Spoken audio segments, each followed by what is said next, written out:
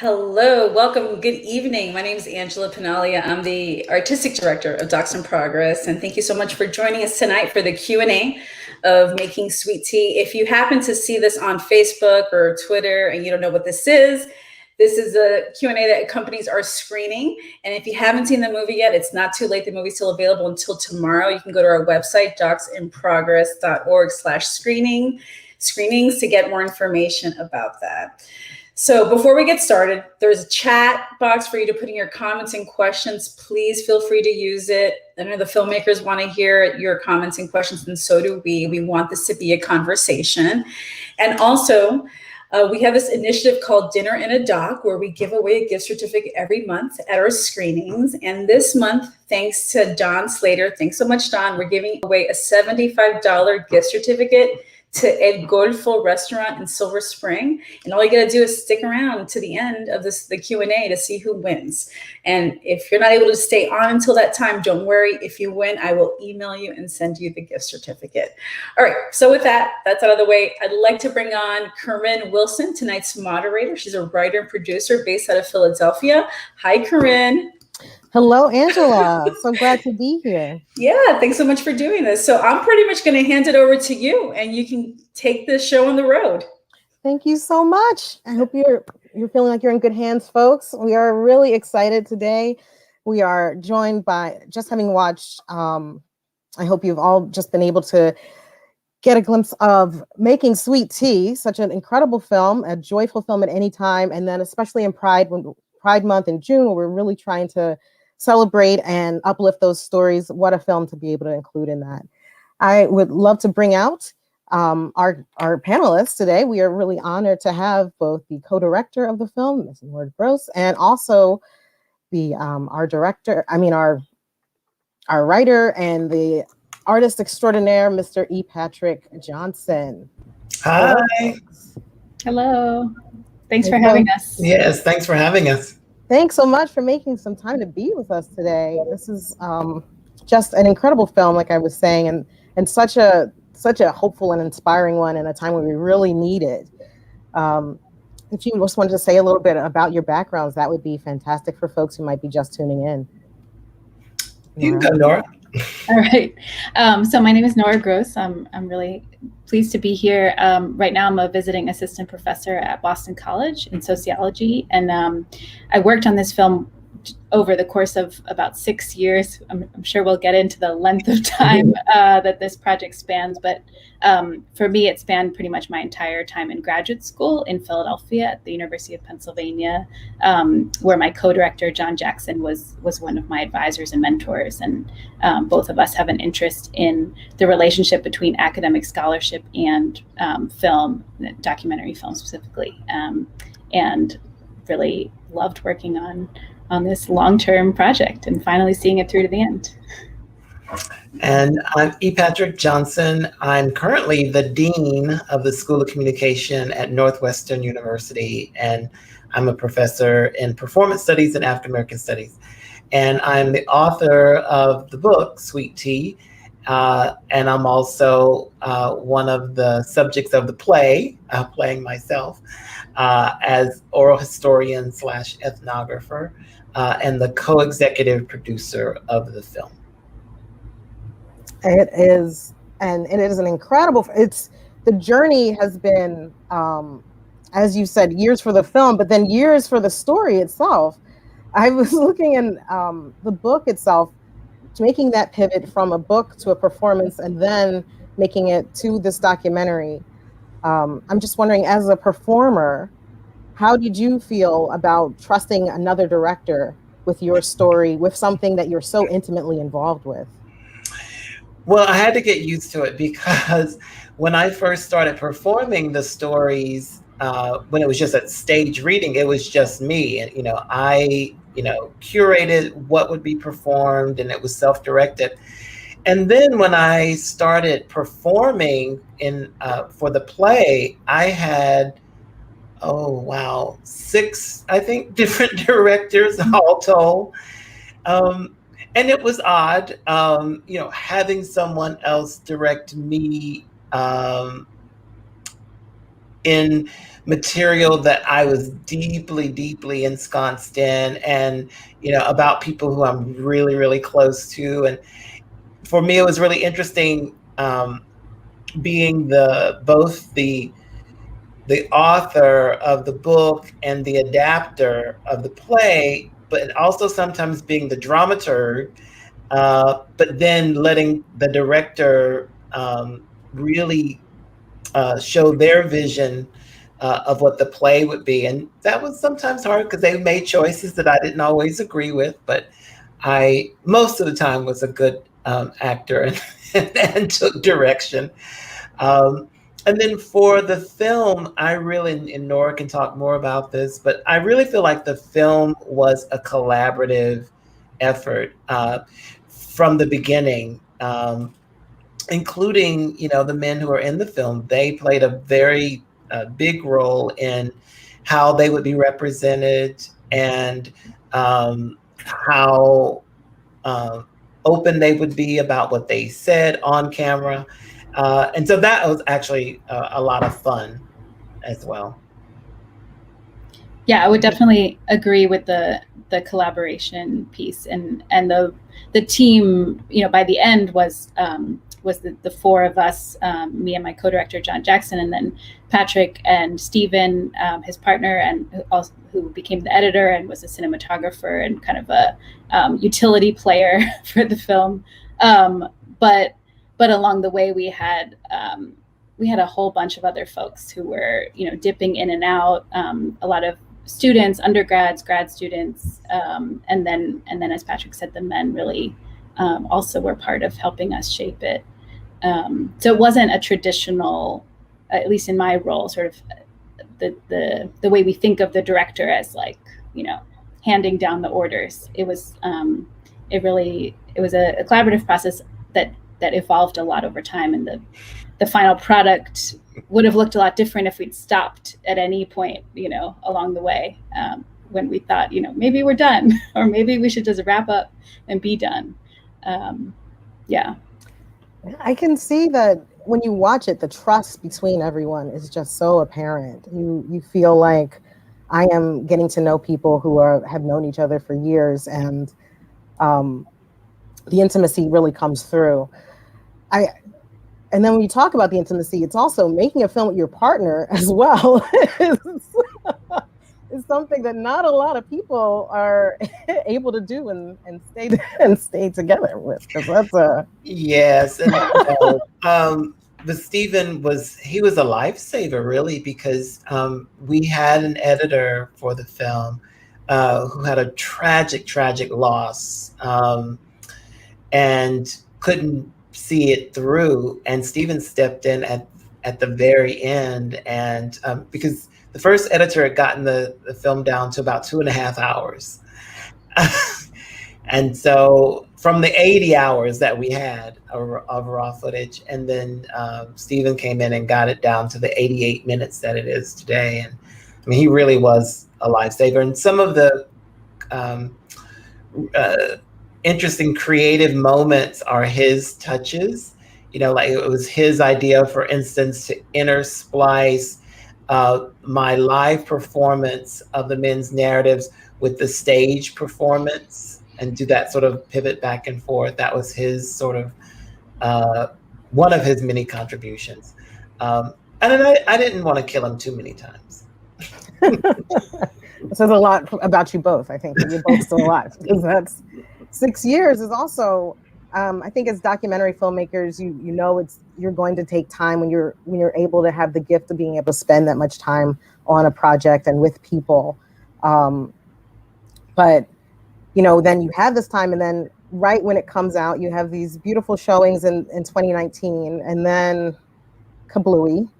And yet through kablooey, there's still been. You've received all these accolades. Even in these virtual screenings, people have been able to really connect with the subject matter. I just wonder how you've been surprised by that turn, since we've all been surprised by the last year, but as filmmakers kind of embarking on this, how that's changed for you, your expectations. I mean, there's no way for it not to have been some kind of disappointment. You know, the premiere, the world premiere in Chicago was just like, it was electric to be in the audience and to, you know, have some of our, you know, closest supporters and there, and then the Atlanta screening where many of the men were able to come. Those were so special.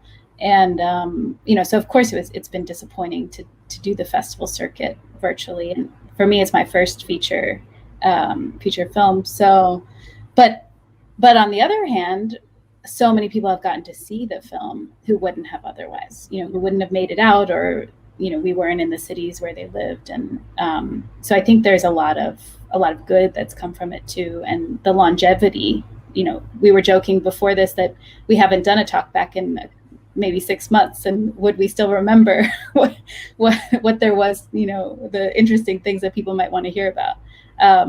But yeah, so even the fact that this has continued and we've been able to continue sharing it with folks is great. Yeah, I fortunately got to do one more in-person festival in Mobile in January, and I took Freddie with me, and that was really, really great. And that was the last in-person festival that I got to do. Oh no, that's actually not true. I got to do another, the San Diego Black Film Festival I got to do in person, where we won an award. So that was great. And that was another big screen. And there's nothing like watching it on a you know, a big screen. And then it all became virtual. And so, while yes, it was disappointing, on the other hand, a lot more people got to see the film through the virtual screenings. And what was amazing to me is that how many film festivals quickly pivoted to the virtual mode, because I didn't, you know that was going to happen. And then some purists said, no, we're not going to do it. We're going to be in person or not, or we won't do it. So it's been great.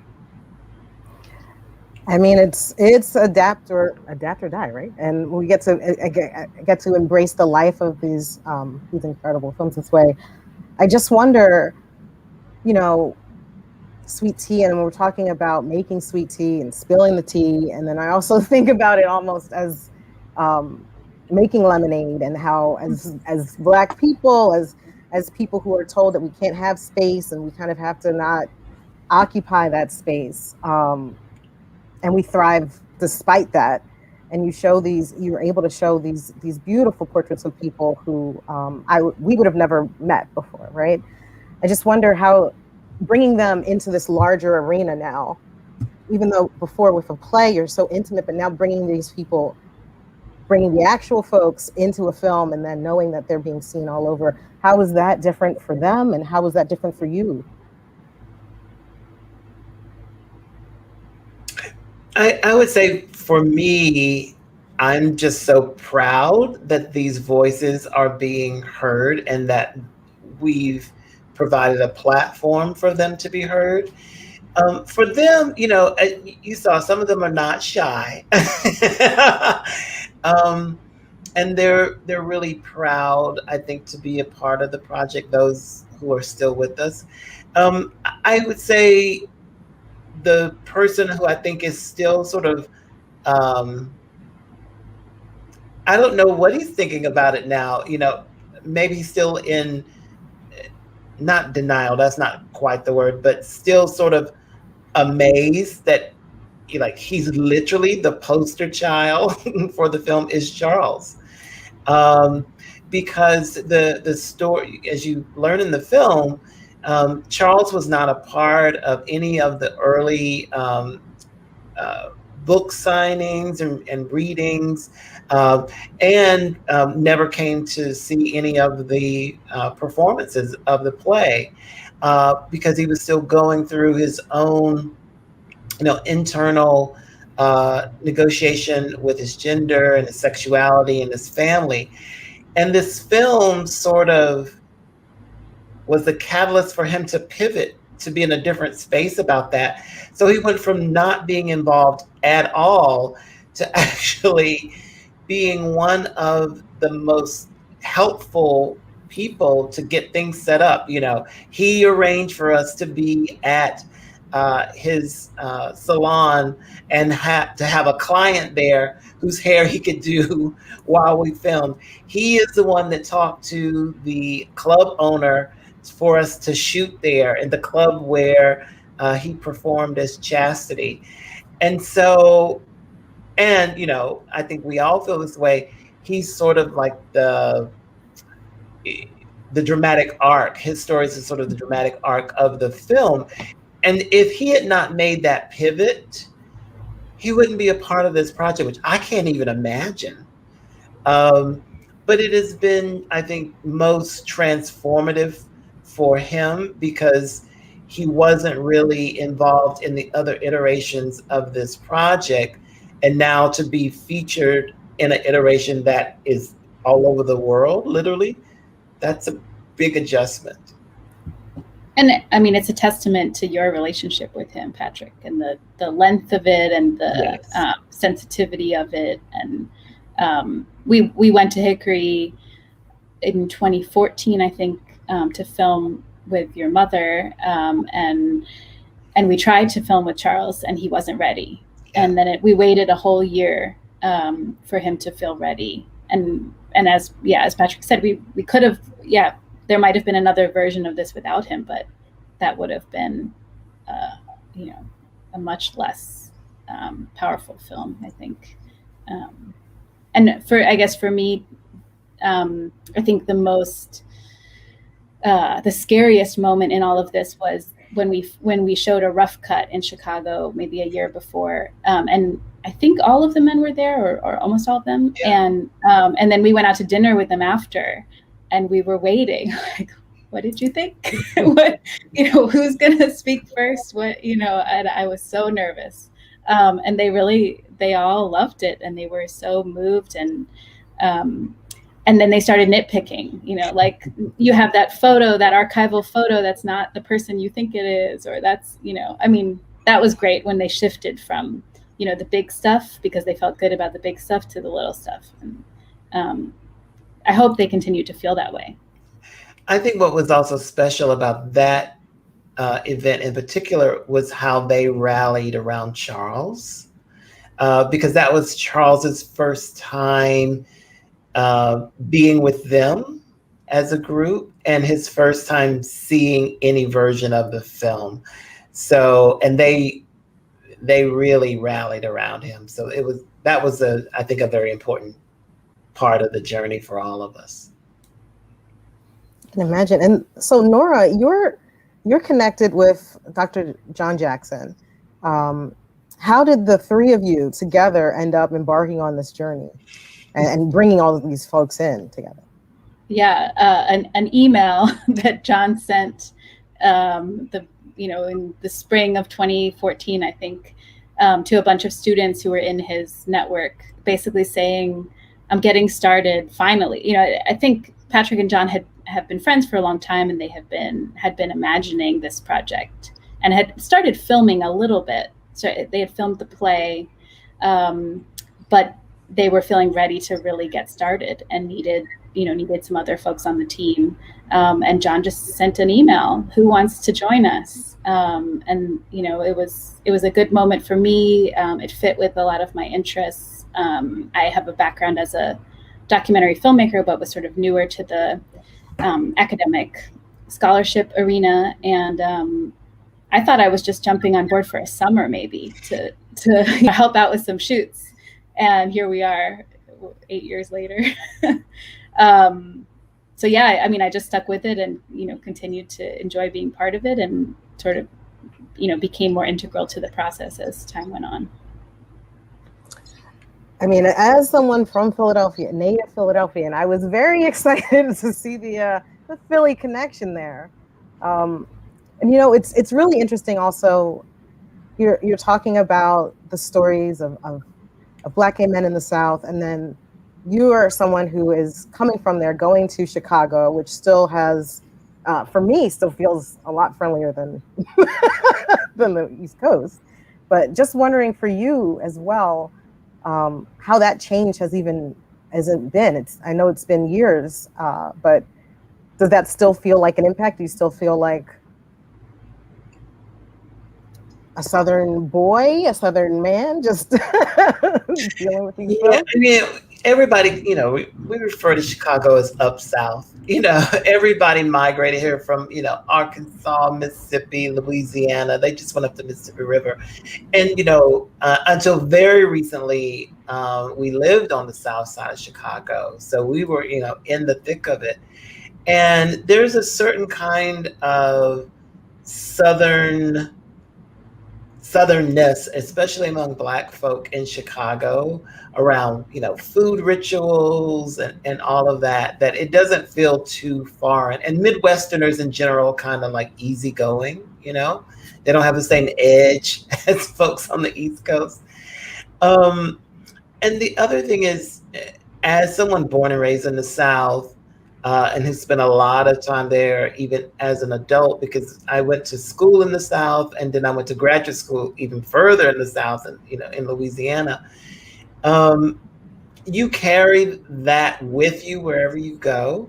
So the things that I grew up on, like the importance of breaking bread with people, that's a part of who I am. And my husband is also from North Carolina. We love entertaining. We love having people over for dinner and breaking bread with them. And that's, one of the reasons why that scene in the film, which is much longer, actually, that dinner scene goes on for a good while. That was so important that we show the importance of breaking bread, particularly in the South, because food is so important to everything.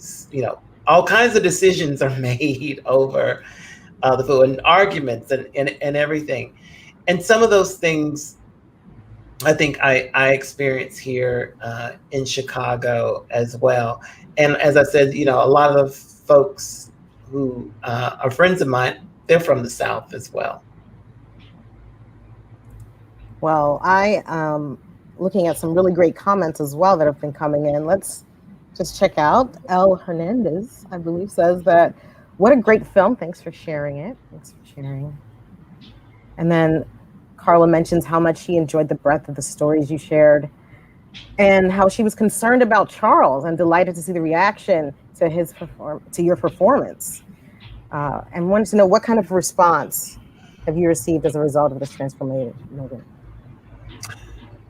There were many, I've seen the film so many times, but,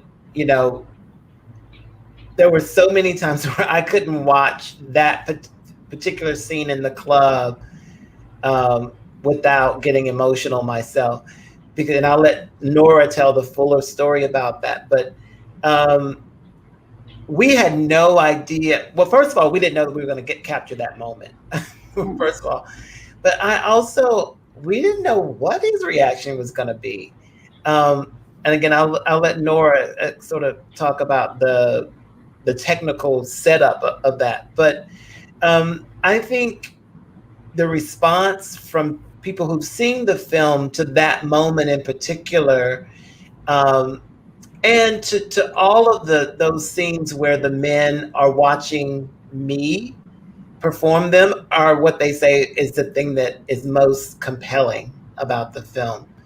And I really have to give credit to John, who wanted that kind of experimental component and was insisting that there be an experimental component of the film, because the first kind of version of that we didn't get a good response. I remember there was a conference that John was hosting at Penn, and we showed a few clips of me performing, and they were much more experimental, and people were like, "Oh, we don't like that." But seeing oneself reflected back to oneself through an other and having people witness that, I think is what's so compelling. But I'll let Nora talk about that night. Yeah, it was. Well, I don't think any of us knew what we were going to get when we got to the club to film that performance and film Charles watching the performance. And yeah, I mean, there were a lot of technical challenges, as you can imagine, in a dark club, and there were people hanging out kind of on the borders of the space. We didn't, and sound, and so just sort of juggling like how to cover Patrick performing while Charles is sitting there, and trying to be able to see both of them in some shots. And Stephen and I were doing the filming and trying to not film each other. And so sort of dealing with just all of the technicalities of an awkward space and a kind of verite, or like a documentary style film. And then we reached the end of the performance, and Charles had the reaction that you saw. What you saw was his first time ever watching it. And where, I remember kind of filming him, but not being in a very good position, but also had to press play on my phone to play the Patti LaBelle song that Patrick was about to be performing to. So I'm like trying to keep the camera steady, trying to press play. There's a shake in the camera in that moment that I see every time I watch it. I'm like, oh, if only I had, figured that out. And, and then we just kept rolling. And it was, one of those, I've had a few of these where you kind of don't know, your job is to film it, but also it's such a human moment that it feels invasive to be filming. And then Charles says, can I have a minute? And we debated, like, do we follow him with the camera? Does Patrick follow him? We had limited time. Do we start rolling we have to shoot the scene again, or do we wait for him? I mean, it was a challenging moment. And I don't think we were sure when he came back what his emotional state would be. And it was so lovely to see him come back and be happy and wanting to watch it again. And then we filmed it a few more times to kind of get the coverage, and he seemed to just be in it the whole time, really soaking it up, and just very moved by the experience. That's amazing. You look at that and you can tell, again, the trust, the mutual respect for each other. See, just the way that scene comes together. You can tell that there's just this, that he trusts you so much to let you be witness to that and that vulnerability, and then also that you are respecting that trust that's coming at you. We have, in that going to that, we have Barbara Valentino asks, were the participants friends, or how did you find them? Were they you? Because it feels like, I mean, you've been on this journey for a while together. Yeah, so no, they didn't know each other initially, because I did these interviews in between 2004 and 2006, so it was a while ago. But of course, over the years, they got to know each other because they would show up at performances and they would participate in, talkbacks. And so again, over time, they got to know each other, particularly those who were living in Atlanta. So Freddie and Duncan and Sean are all based in Atlanta. So Duncan knows everybody. And Duncan knew Freddie, and he knew of Sean, but wasn't really friends with him until the performances. Because you have to remember, the first version of the play premiered here in Chicago in 2010. And all of the men, except for Charles and Countess Vivian, were at that opening, and there was a talk back with them. So that was kind of their first time meeting each other. And everybody got to meet everyone except for Charles and Countess Vivian. Because, Countess Vivian was 98 at the time, and not traveling too much, and was based in New Orleans. Now they're inseparable. They're in touch all the time, and I'm in touch with everybody. I'm in regular touch with folks. And before they passed away, I would often visit with the Heralds, they kind of adopted me as, you know, their nephew. And one of the wonderful things about them is that even before the film got out, they gifted me, you know, things that I treasure, because they used to own an antique store, and they had all of these antiques in their basement. So they gifted me some French china. I didn't even know the French made china, but they gifted me some French china and some silver silver platters. And after the Harold Mays passed away, Harold Herman passed away first, and then exactly a year and 1 week later, Harold Mays passed away. They had their house, their estate, they had an estate sale. And I couldn't go, but I sent Stephen, my husband, to the estate sale, and he was able to get a memorabilia book that Harold Mays had been keeping over the years of all the things related to Sweet Tea, tickets to the show, invitations to the show. So I own that. So I have all these, you know, wonderful things from the Harolds. And Countess Vivian's landlord sent me all of his photo albums. And the picture of him in the army that it's in the film, I also have that. So I have all these treasures of things that these men owned.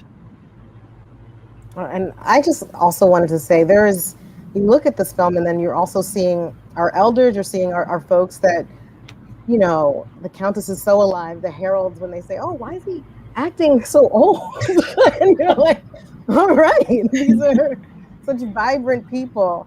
And, you know, just thank you for introducing them to us and for making sure that we get to know those incredible folks.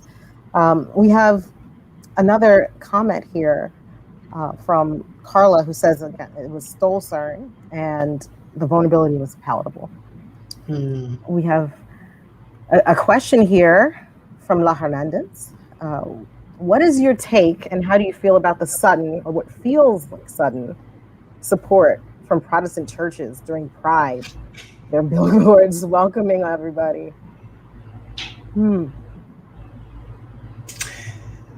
Well, I won't be shady. It was about time. You know, it's interesting. Earlier today, I presented a paper for this conference in Brazil on church sissies, which I was one. I feel that the church has always been a space that has been a contradictory space for queer people, especially Black queer people, because we've always been there, and we've, even within some of that oppression, we found this freedom, and it's for some a welcoming space, because you can, you know, really camp it up. You know, you play with that robe, you can do all these interesting things. So it's not a monolithic place. People think, oh, if you go to church and you're gay, you're self-hating. It's more complicated than that. And the church's relationship to us is also complicated. So the fact, though, that they are publicly, like, on the billboard saying, you know, happy Pride, well, I think it's a step in the right direction. Do we have more work to do? Of course. But I'll take whatever I can get. You know, if you're not, you know, beating me down with your Bible and, you know, not damning me to hell or wishing AIDS on me, I'll take it. Oh my gosh. Well, the bar is getting a bit higher, we hope. And especially in the Black church, because we've needed those spaces. They're so important to us. And to see that evolve a little bit as well, because they feel like sometimes the most conservative spaces, just feeling like we're in a good space as like people, at least in a good trajectory. Yes, maybe. Absolutely.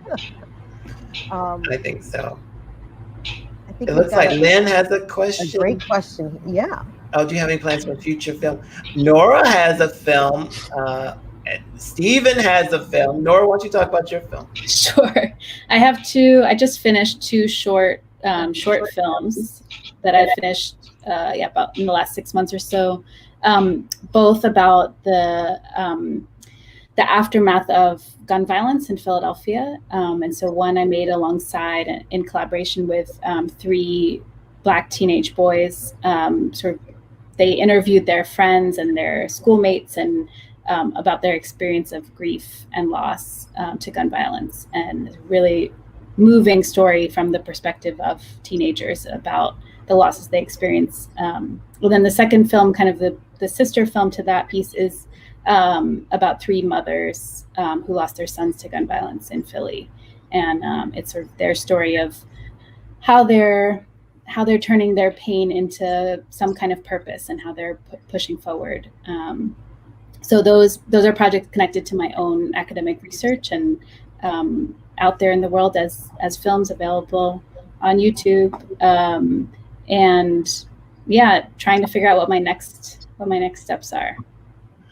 And I'll plug Stephen's film since he's not here. So Stephen was the director of photography for the film Mama Gloria, which is directed by Lucina Fisher, who's a good friend of mine. And Mama Gloria follows the story of Gloria Allen, Black trans woman, born and raised on the South Side of Chicago. It's an amazing film. It's doing the film festival circuit right now. It premiered on PBS back in April and is getting all kinds of accolades. So Mama Gloria, check it out.